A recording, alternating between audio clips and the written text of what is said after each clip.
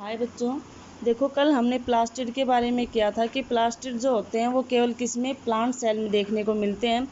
और प्लास्टिड जो होते हैं वो टू टाइप के होते हैं, ल्यूकोप्लास्ट एंड क्रोमोप्लास्ट। ल्यूकोप्लास्ट जो होते हैं वो वाइट कलर के होते हैं, फोटोसिंथेसिस में टेक पार्ट नहीं करते, इसलिए उनका मेन फंक्शन स्टोरेज का होता है। प्लांट में फूड स्टोर करने का जो काम है वो कौन करते हैं? प्लास्टिड्स करते हैं। क्रोमोप्लास्ट जो होते हैं वो ग्रीन कलर के होते हैं, ठीक है, ये फोटोसिंथेसिस करते हैं। और क्लोरोप्लास्ट जो है उनके अंदर थाइलाकोइड, ग्रेना और स्टैक्स प्रेजेंट होते हैं और ये इनकी स्ट्रक्चर होती है, ठीक है।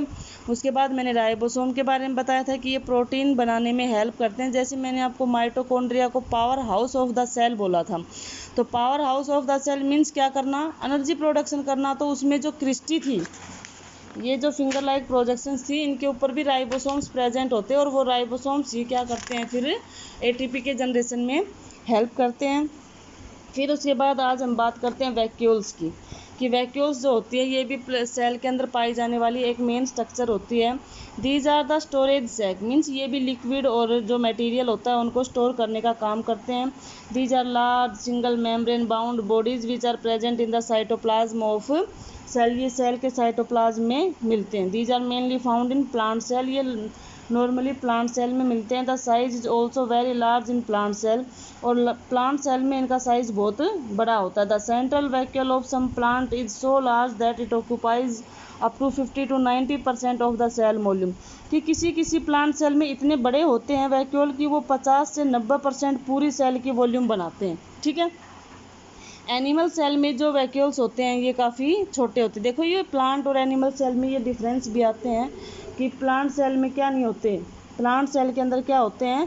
प्लास्टिड होते हैं, एनिमल में नहीं होते। वैक्यूल्स प्लांट सेल में बड़े होते हैं और इसमें छोटे होते हैं। फंक्शन ऑफ वैक्यूल, कि वैक्यूल जो होते हैं वो मेनली सेल सेप, जो ग्रीन कलर का लिक्विड होता है उसको स्टोर करते हैं और ये टर्बिडिटी और रिजिडिटी प्रोवाइड करने का काम करते हैं, मीन्स सेल को फुला हुआ रखते हैं। पानी को स्टोर करके रखेंगे तो सेल हमेशा क्या रहेगी? फुली रहेगी।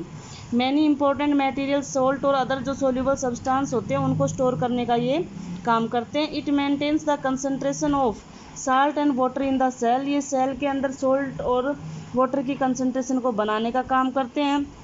Vacuoles amino acid, protein, sugar और अदर जो ऑर्गेनिक सब्सटेंस होते हैं उनको भी बनाने का काम करते हैं, ठीक है।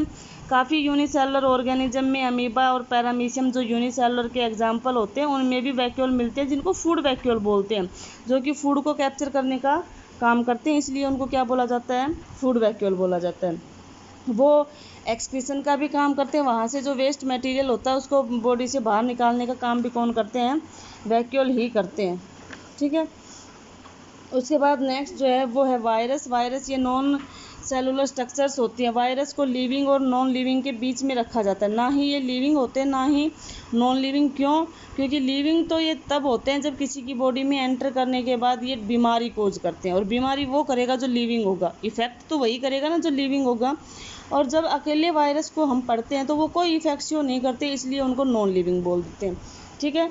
तो दीज आर नॉन सेलुलर, ये सेलुलर नहीं होते। नॉन प्रोटोप्लाज्मिक, इनके अंदर कोई प्रोटोप्लाज्म नहीं होता। स्मॉलर होते हैं, बैक्टीरिया से भी छोटे होते हैं, और एक लिंक का काम करते हैं लिविंग एंड नॉन लिविंग के बीच में।